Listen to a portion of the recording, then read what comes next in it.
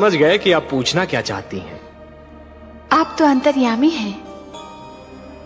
लगता है आप हमारी धरती पर घटने वाली घटनाओं से पीड़ित हो उठी हैं। हाँ पद्मनाभ, मैं बहुत दुखी हूँ। क्यों हो रहा है ये सब? क्यों मचा है ये हाहाकार? प्रेम बनाया था तो घृणा क्यों बनाई? जो हो रहा है, हो सकता है वो वही हो जो स्वयं विधाता ने लिखा हो। और अपना लिखा तो स्वयं विधाता भी नहीं मिटा सकते ना। हे महादेवी, हो सकता है कि यह मानव की परीक्षा हो, उसके कर्मों की परीक्षा हो। पर ऐसा संसार और ऐसा मानव आपने बनाया ही क्यों नारायण, जो आपकी बनाई धरती पर अंधेरा फैला रहा है? तो आप क्या चाहती थीं कि हम केवल दिन बनाते और रात्रि न बनाते? फिर मानव को अंधेरे उजाले का अंतर कैसे जान पड़ता? विष न होता तो अमृत की महत्ता कैसे जानी जाती? पुष्प के साथ कांटे न होते तो पुष्प के सौंदर्य को कौन जान सकता?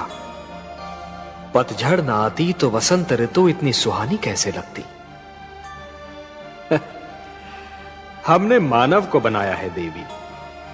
मानव इतिहास को बनाने का कार्य हमने अपने हाथों में नहीं रखा, वो तो उसी पर छोड़ दिया है। अभी तो उसे अपनी शक्ति का आभास हुआ है। इसी से उसे न्याय अन्याय, सत्य असत्य, धर्म अधर्म और पाप और पुण्य की जानकारी भी होगी। हमने बुद्धि दी है मानव को, विवेक दिया है उसे। और यदि मानव ने विवेक से कार्य नहीं किया तो?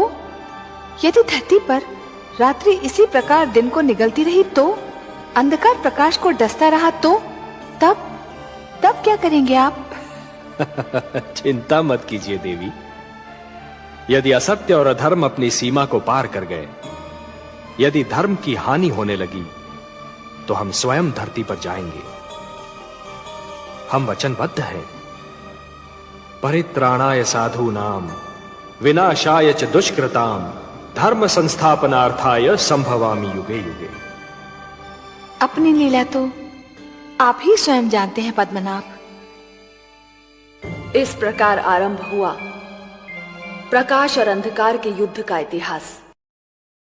शेरचैन।